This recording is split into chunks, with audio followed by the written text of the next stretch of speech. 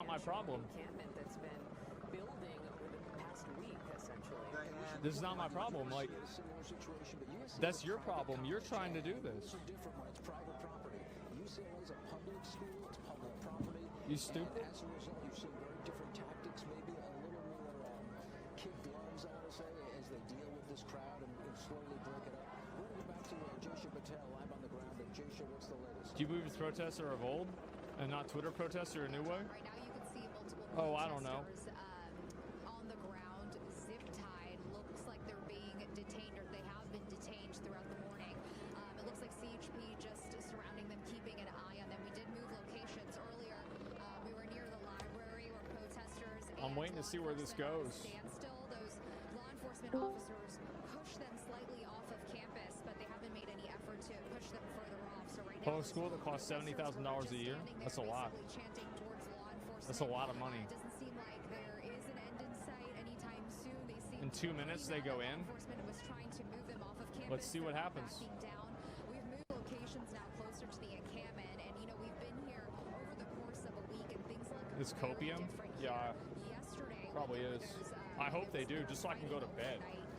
Fuck. The barricade that the pro-Palestinian protesters made outside of their encampment basically came down, and yesterday in the morning, Yeah, bro, like, come on. They were Let's wrap this up. trying to rebuild that with metal barricades and plywood, poster boards, and now you can see that it looks like it's. What does UCLA have to do with Israel Palestine?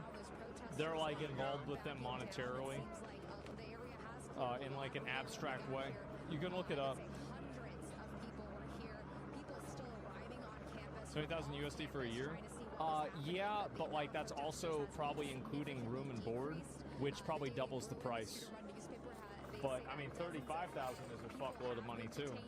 You can see here that we're seeing some students that have been kneeling on the ground. It looks like they're zip tied and not handcuffed, and so no word on exactly what's going to happen with those students, if they'll be taken into custody, if they will be released. It's also hard to tell right now how many of these protesters. It's a state school. It's free if you're from Cali. A lot of people off campus. Yeah, I'm not sure. Came here to show support for the pro-Palestinian protesters because of the physical altercations that were going on between counter-protesters and pro-Palestinian. Yeah, I don't know. Like yesterday, and so they've had a huge show of support from students and people off campus here for now. John and Rachel. Yeah, Jaysha, we've seen a steady stream like she's crying of arrests, now. and to your point, John, it seems as though those people who are getting arrested have been complying. Have you seen any arrests, Jaysha, where things may have gotten out of hand? Have they been forcible? It seems like for the most part things have been. What a way to Trump to win. I think this will help Trump win too, to be honest. I mean, this isn't even really Biden's fault, but I mean, I guess it is a little bit, but I mean, people really have a problem with the university, even if they didn't get mad at Biden. So. On the ground as well. He's on the other side of campus as well, and we have Scott Wright live in Air 7 HD with a big picture view for us. And that big picture view just shows material out here, guys. If you guys want to come by. How's this related to Trump at all? Because it looks at just general unrest. That's the reason why. Is it just looks like general unrest? That's exactly what we're seeing. I think right now the strategy may be to just see if they can wear these individuals out. They're standing next to police officers. They have more and more police officers rolling in, so they can go ahead. They're on a tactical alert with the LAPD. They can go ahead and move in more officers. Now, I want to show you the bottom of the screen here, and this would be the west side of the quad, if you will. This would have happened under Trump, to be honest. Yeah, I think it would have happened under Trump too. Damn, there's like nobody there now compared to how it was earlier. Yeah. Damn. Of course it would. Yeah, I mean, I think Trump would have let this happen. So right now they're trying to pick and choose where they're actually going to move in and start taking individuals into custody. They've lit this area up. We see spotlights coming from Royce Hall down onto the protesters. We've seen dozens of flashbang grenades. They really aren't going to hurt anybody, but boy, they've really out until the time comes when they say, oh, that's it, we're taking you into custody. And when people forgot the nationwide protests under Trump. Yeah, Trump. Get in an altercation with the police. They Trump generally just let people decide and figure it out for themselves. Becomes chaotic. So they're trying to avoid that at all costs, but at some point in time, you're going to hit the wall. Big they want to stop UCLA fundings. They can stop applying there because it's their money. Yeah, true. I want to go over to Portola Plaza and what they're doing with the individuals that have been taken in. Uh-oh. Captain Galen Gibson, police captain for the University of California Law Oh. School. Hereby declare this to be an unlawful assembly, and in the name of the people of California, command all those assembled in the area inside the Dixon Plaza to immediately disperse, which means break up this assembly. If you do not do so, you may be arrested or subject to other police action.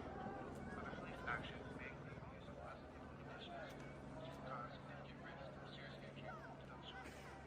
Section 49 of the Penal Code prohibits remaining. Yep.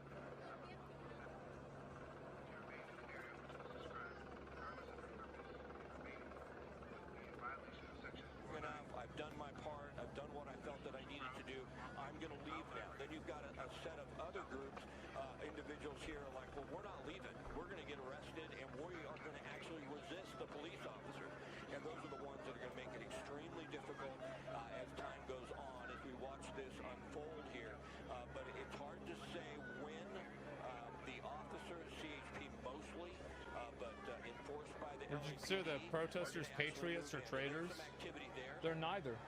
I'm not certain exactly what's going on. You might have a Yeah. better look at if someone is hurt, or if Yeah, they're really someone neither. being taken away for medical care. It looks like those are medics there, so it looks like someone may Is that have the been sun hurt. coming Now up? they're Shut gonna the take fuck them away up. and get them some care. It's hard to tell for sure, but they are walking away with the medics. So I think we're going to see this really erupt at some point in time, Rachel and John. It's just a matter of when, and it's not going to be an easy process. There's no question about that. And I think as far as law enforcement is concerned, you can see all the officers up on Rose Hall. They're going to use every method they can to try and get this done peacefully. They've been shooting lasers into the crowd. They have been using flashbang grenades. They're using spotlights from overhead. And of course, they're down there trying to reason with the protesters. And at this point in time, we're just going to have to watch it unfold. But I think there's going to be a time when it gets extremely contentious, and then that's when you hope it doesn't get too out of control. But if you start getting officers hurt, if you start getting things thrown at officers, then it's going to take a completely different look down here as far as what we are seeing. I remember May Day at MacArthur Park maybe 20 years ago, and boy, that's when they moved into We're going to do guys in the clear path here. And it was a disaster. To start It bringing was a up mess. I everybody remember a lot of rubber who will be bullets were arrested fired, a lot of people got hurt. Yeah, that's something they certainly want to avoid. All right, thank you, Scott. For our viewers just joining us, the time is 4:35, and we're following. I mean, the only people that got hit with the rubber bullets are hundreds of law enforcement moving in on protesters trying to dismantle their encampment there. it's the people that were shooting the fire extinguishers at them. It's not like they started shooting rubber bullets at everybody. Like, I didn't see them shoot a single person that didn't shoot an extinguisher or something else at the cops. Were staged, and now they are face to face. Yeah, fire extinguisher dudes, yeah. CHP, law enforcement, a lot of shouting. There have been some items that have been tossed over that law enforcement is pulling out of the area: umbrellas, pallets, other items. There's just a ton of debris that they are removing from this encampment. But again, this is a group that is refusing to leave. They are holding their ground. They are shouting. And so it's certainly a confrontation right now between law enforcement. It's kind of perched up a little bit higher than us, so we don't have the best vantage point, but it's just about, 20 yards away from us here. Again, this is a covered walkway entering Rose Hall, where these demonstrators are located on one side, and then CHP in their tactical gear face to face with them, trying to get them to retreat, to move out of the area.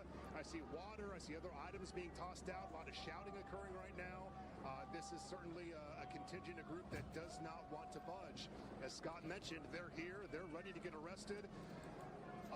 Lots of water, I hope it's just water that's being sprayed back and forth right now. Yeah, with us being a bit distance away, hard to confirm exactly what it is. I don't see any further reaction from law enforcement, so that's a good sign. So let's hope that's water, but they're throwing out additional boards. I've seen, again, those umbrellas for whatever purpose those are serving. Yeah. Other debris and items that are being demonstrators are located. So it is a face-to-face confrontation right now as we are well over 2 hours into this operation between law enforcement. Yeah, this is nuts. And one more detention right now coming down the stairs just off to our right. We see a female who is being led away. She's likely going to join others that have already been detained, processed, and then removed from the area. One more coming down backwards here in front of us who has been removed. So they're bringing one demonstrator at a time out from the encampment. Just one at a time. So this is Man. now approaching our area. Yeah, go ahead, John. I was going to say, we've seen some arrests throughout the morning, like you said, like this situation, 1 or 2 people at a time. We want to check in with Tony Cabrera. He is where all these people are being processed now, and it'll be interesting to see what the charges are. Tony, can you hear us? Yeah, I got you, John. So we're a little bit east from where they are. Perloff Hall is what they call it, and you can see right here there's about 25 detainees here. They were brought from the protest area over here, so we have the detainees being processed and then being put onto buses. You have a number of CHP officers, you have a number of sheriff's deputies, and a combination of campus police and I believe LAPD. I haven't been able to get too close because they're in the Is that guy process still right yelling? now, but you can see there's a big bus there for the LA County Sheriff's Department. I'm told that they're going to be put on these buses and sent to an undisclosed location to be cited there. Wow. I asked where exactly, and they weren't able to. Damn. They're going to Guantanamo Bay. For 5 of Yeah. these sheriff's Jesus. department buses that were parked Look at there 'em. before they started detaining people, and so they were all lined up ready to go. Back here in New York, the criminal trial of former President Donald Trump started with a hearing over alleged gag order violations again. Then came testimony from Keith Davidson, the lawyer who once represented Stormy Daniels and Karen McDougal, 2 women who had alleged sexual relationships with the former president. Davidson helped negotiate hush money deals for both of them with Trump's former fixer, Michael Cohen. Trump's defense team has tried to distance the former president from those deals between Cohen and Davidson. If he didn't know about the deals, he would have no motive to falsify his business records to cover one of them up. But the jury was introduced to a new part of the story Thursday, a secret recording first made public in 2018, taken of Trump apparently being briefed on the plan to buy and bury McDougal's story. CBS News campaign reporter and attorney Katrina Kaufman joins me now. Katrina, what role did that, I mean, when that came out in 2018, that was a big deal, that recording. How did it play? What role did it play in the room there with the jury? It felt significant for the jury to hear their voices saying those words, talking about how they had to set up a company to transfer the money. Cohen said he had talked to Alan Weisselberg about it. The number of 150 was mentioned, so clearly this was related to the Karen McDougal deal. And the jury seemed quite riveted. They were looking at their screens where the transcripts were. And this would be, for the jury, some of the first times they'd, I mean, Donald Trump has been in the room but not saying very much. And so they're hearing his voice on the recording, and yet he's sitting right there. Was there, I mean, that just seems like a real moment in the room.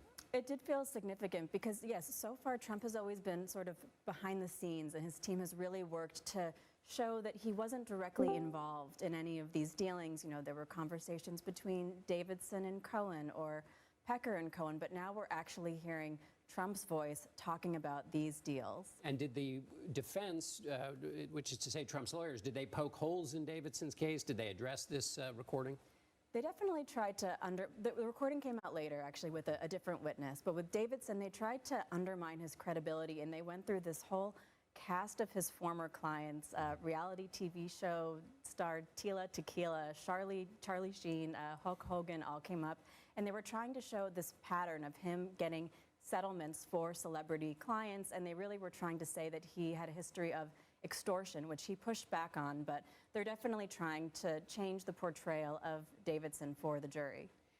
So basically, impeach the witness, not necessarily take on the claims he's making directly. Is that a fair way to characterize it?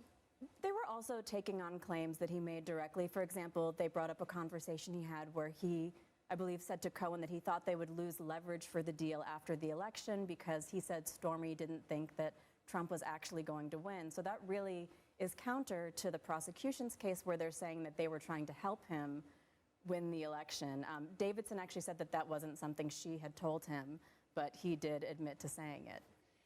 Take us back then now to this gag order conversation. I thought the gag order thing was figured out. Trump was fined. Is this why are we at the gag order thing again? So we have more gag order violations, 4 more that were discussed today, and the prosecution is again asking for these $1,000 fines. The judge has made it clear that jail could be on the table, but for now the prosecution says they don't want to distract from the case, and they know that throwing Trump in jail is just going to create so much chaos. So this hearing was about a few different ones. One was related to Michael Cohen, one was about the jury, and one was quite odd because it was about David Pecker, the former witness and National Enquirer publisher, but it was actually Trump saying that David Pecker was very nice. And what the prosecution said is that it shows Trump can use carrots and sticks. You know, he can be nice to you or he can tear you apart. And the judge admitted he's actually not so worried about that one, but he did seem very concerned about one where Trump was mentioning the jury because he really cares about the integrity of this process. He doesn't want them to feel threatened. And there have been some jurors who have expressed concerns about that. Absolutely, during jury selection. Exactly. Wonderful. Katrina Kaufman, thank you so much. Thank you, John.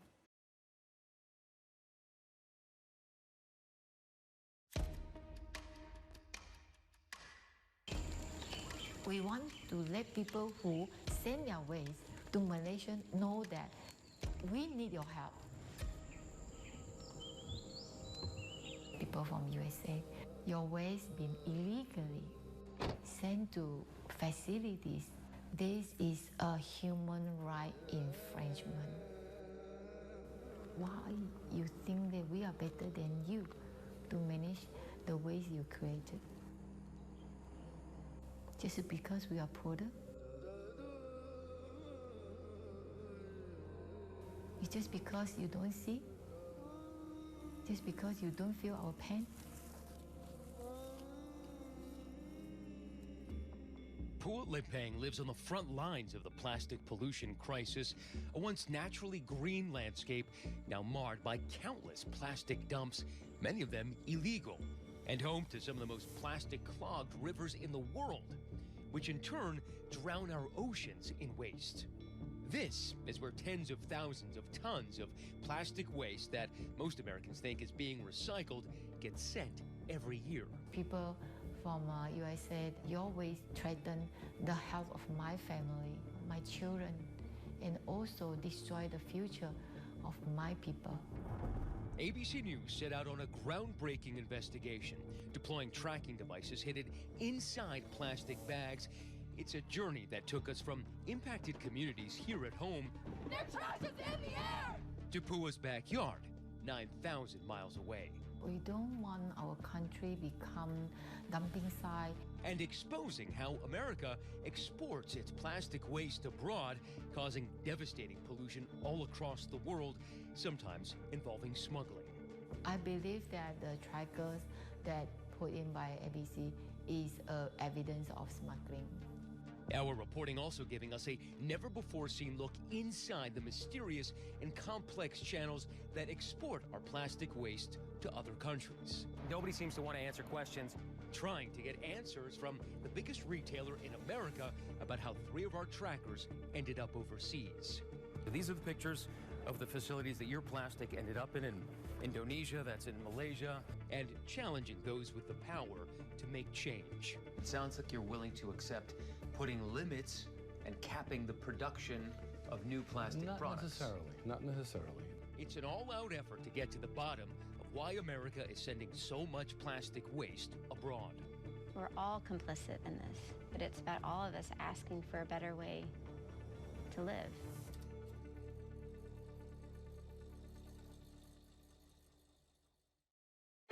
Our journey began over 18 months ago when ABC News, along with 9 of our affiliate and owned stations across the country, assembled bundles of recyclable plastic bags, each containing metal tracking devices superglued inside.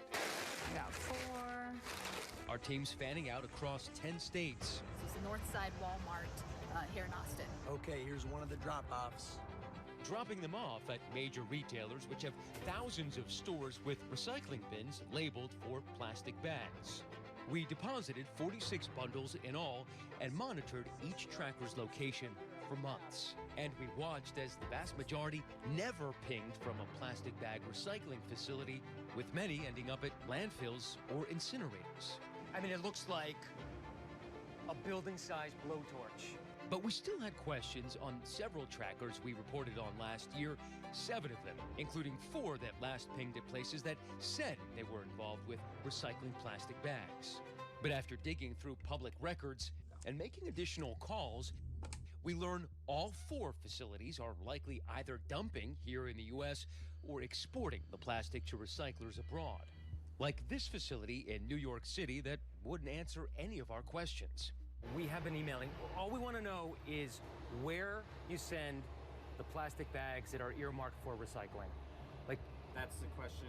But we've been asking her for months and months. We just want to talk to people I don't have and just get some. I'm sorry.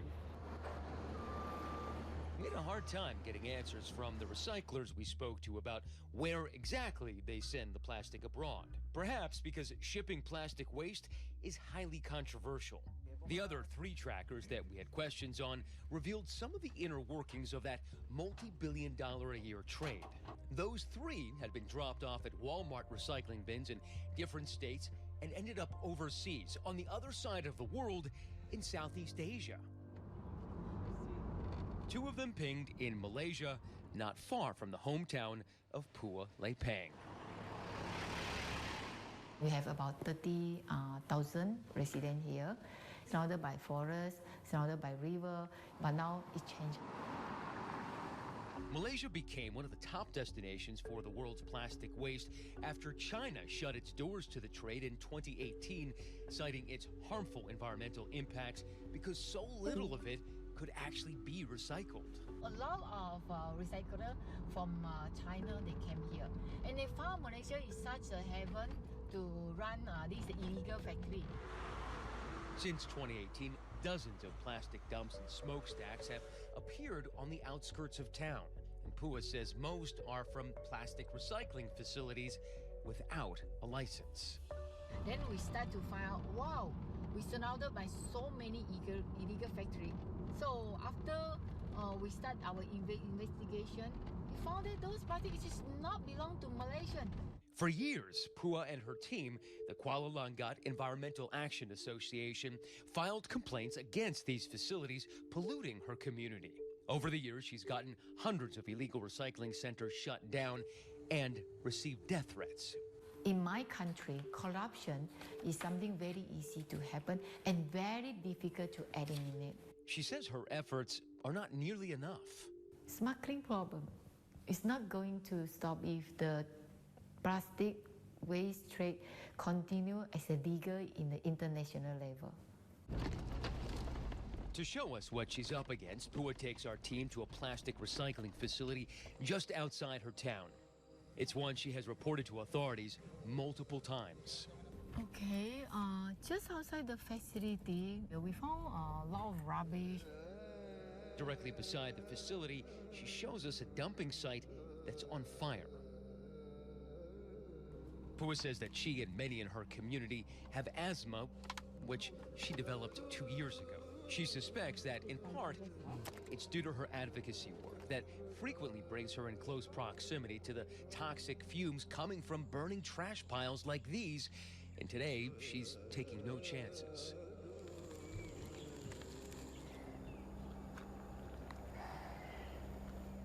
When I visit this place, I really feel sad. It's product of Australia. It isn't long before she finds imported plastic and electronic waste This is Europe. from the U.S. and all over the world. Italy, Ireland. This one is UK.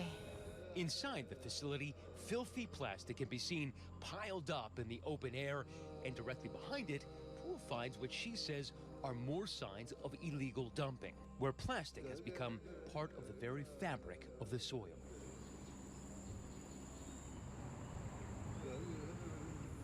You see the close this. You're full of plastic chips, plastic shader plastic. So this is how they dump their waste. And then this is just in the backyard of the